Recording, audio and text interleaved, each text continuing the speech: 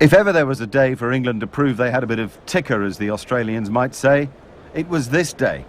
98 runs behind, but with one thing in their favour: Kevin Pietersen on strike.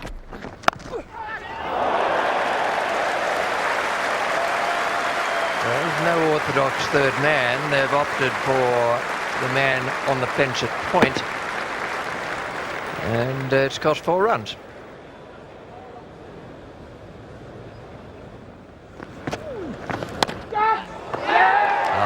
That's a great reflex catch. I suppose a little bit of good fortune attached to it for Matthew Hayden, but he is a good slipper, and although he didn't get it cleanly the first time, it was a terrific effort to have his hand in the position in any case. And they were pleased to see the back of Hoggard, because he can be a nuisance. A nuisance no longer, though. Gone for none, 101 for 8.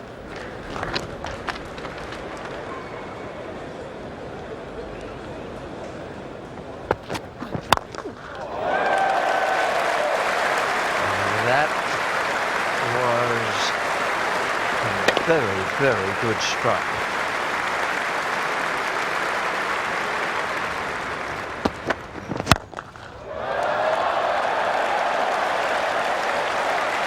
A big hit. Well, this is the most magnificent stroke. The first one was a bit of a baseball hit, but this one, technically perfect, straight as a die.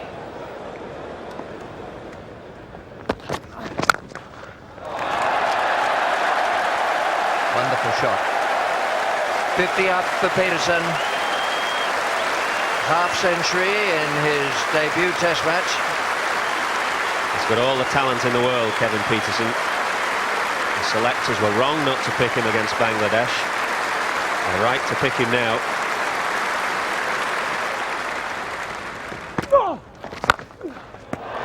Say goodnight. Might even be say goodbye.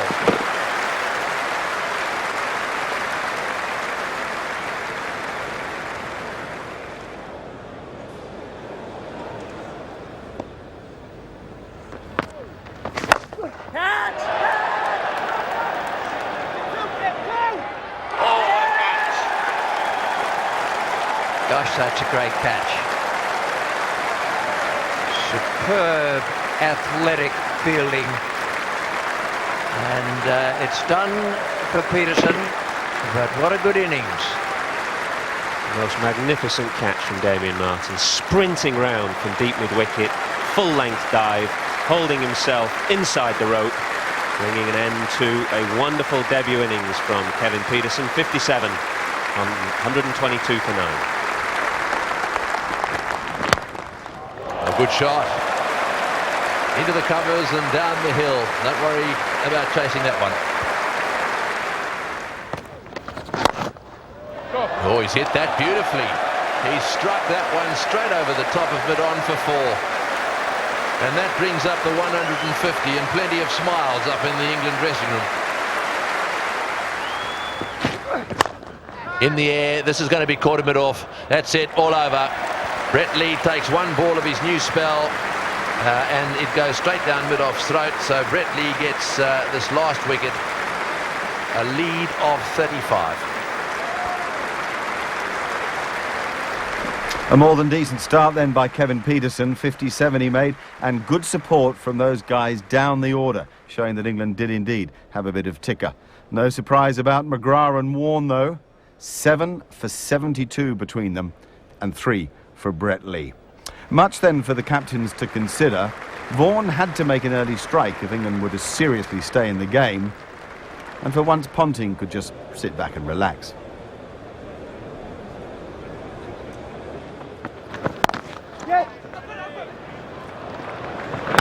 Well, I wonder. This'll go to the third umpire, and it is very tight. Justin Langer has got a look on his face that suggests he thinks he has a problem. England have a look on their face that thinks they got their man. It's close. Oh dear, he's gone. He's gone. He's gone. He's gone. He's gone. That is very good fielding. Peterson's so alert to it. Langer goes. Super cricket. Great anticipation from Kevin Peterson. Yes. That's well played. Nicely struck. And it'll go all the way. That's 4. Don't bother chasing that one. That's out. That's out. Trying his famous pull shot. It gets him runs, but it'll get him into trouble time and again against Harmison and Flintoff. Well bowled. He hits the deck hard. He was looking so good, looking so focused, and the ball is a little variable. Did it stay down? Oh, the execution looked poor to me. Bat was angled and had nowhere else to go other than back onto the stumps.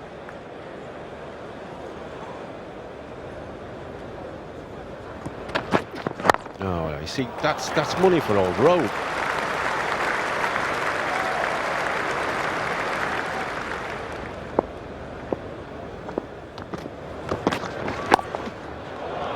Yeah, brilliant. He's the master of that stroke, so much so that it's almost as surprising England don't have a fielder down there. The 100 arrives for the Australians.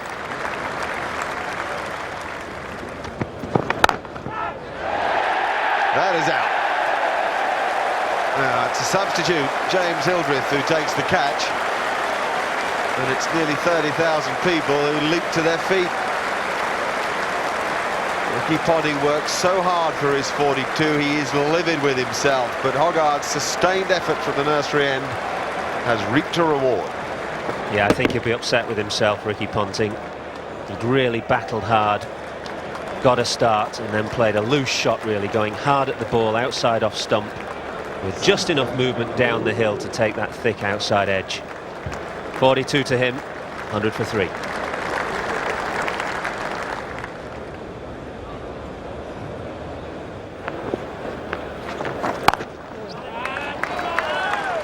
Beauty. That's where Giles can get himself into trouble. That's the first ball he's bowled that's been short, and just gave Damien Martyn the opportunity to get onto the back foot, and both these batsmen are on the lookout for that.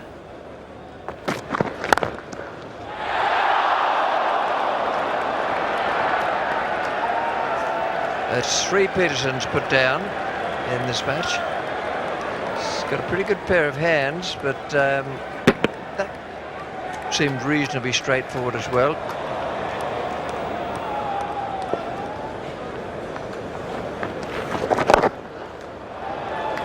He's going after the spinners again. He's not going to let Ashley Giles settle.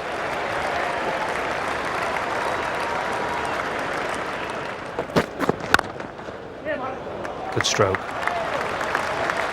Sure, he quite timed it, but he hit it well enough. Boundary brings up both the 150 for Australia and the 50 partnership. Partnership now worth 53.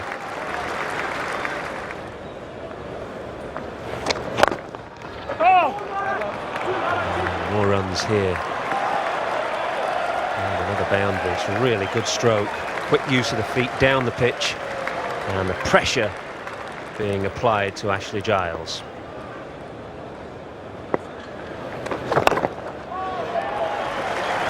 That's a good 50. Now, remember, this is a guy under pressure when the game began. Whispers of Brad Hodge being brought into the side in this place. Hasn't had a great time of it in England. This is a super effort.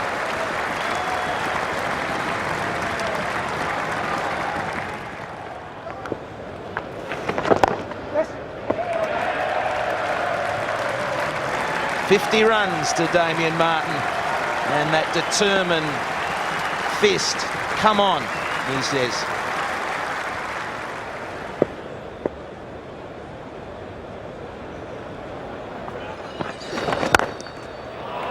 Oh, good shot. That may well be the stroke of the day from Clark.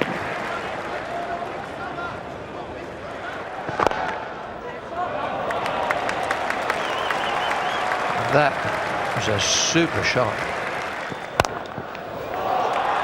That's a classic.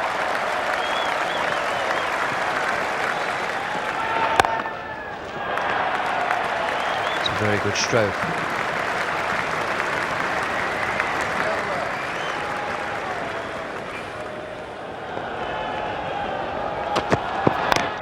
Oh, he's out. He's bowled. Michael Clarke has gone. England's tactic worked, and in the end they preyed upon a patience, and the patience broke. Clarke has gone. A splendid innings.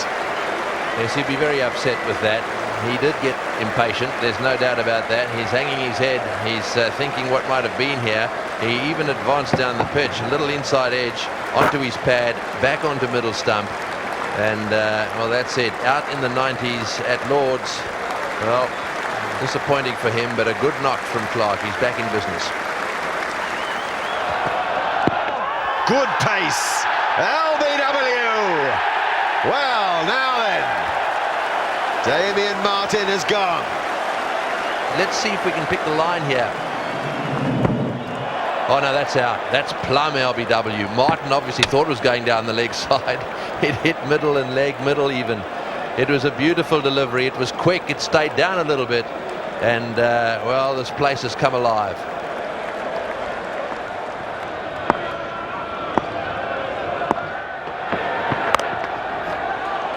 Gilchrist has got it through. Gone! Flintoff, what a wicket that is. He's got the wood on Adam Gilchrist at the moment, no question about that. And he sneaked one through his defences this time. Do England believe they can win this game? Well, they're getting themselves in with a chance. That's an inside edge onto the stumps. We've seen it before. It's the one coming into Gilchrist from these quick bowlers bowling around the wicket that poses the problems.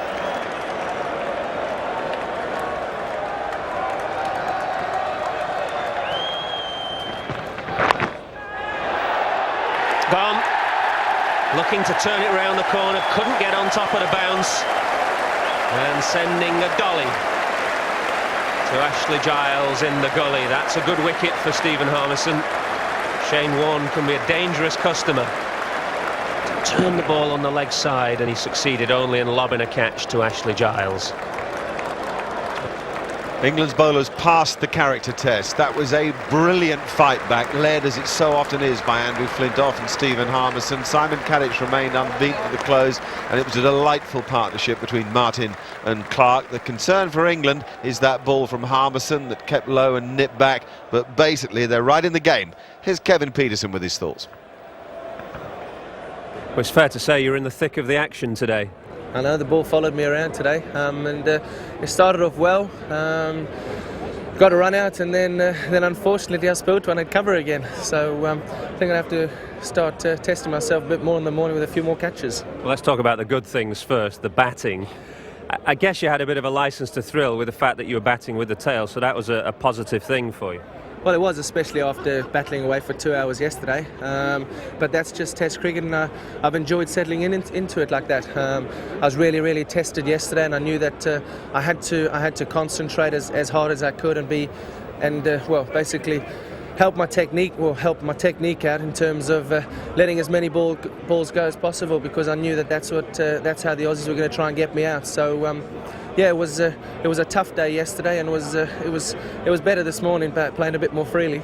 Yeah, I can't think that Glenn McGrath's ever been popped onto the second tier of the balcony here at Lord's. Did he have anything to say to you? No, he didn't. I just heard him muttering, saying it was a bad ball. So fortunately for me, it came off this morning, but it only came off for half an hour. Would prefer if it was about an hour and a half of it. Well, let's throw it forward a little bit to tomorrow. You mentioned that the pitch might be getting flatter, so clearly a feeling in the changing room that you can chase a decent score down. Well, definitely. I mean, we've walked off the field there and said we can get these, we can chase them down, put the pressure on them. I think the crucial part of tomorrow will be the new ball, the Glenn McGrath bowling from this end, and Brett Lee's opening spell. I think if we can get through there and limit the damage there, then there's odds on, and it could be a very positive day for England tomorrow.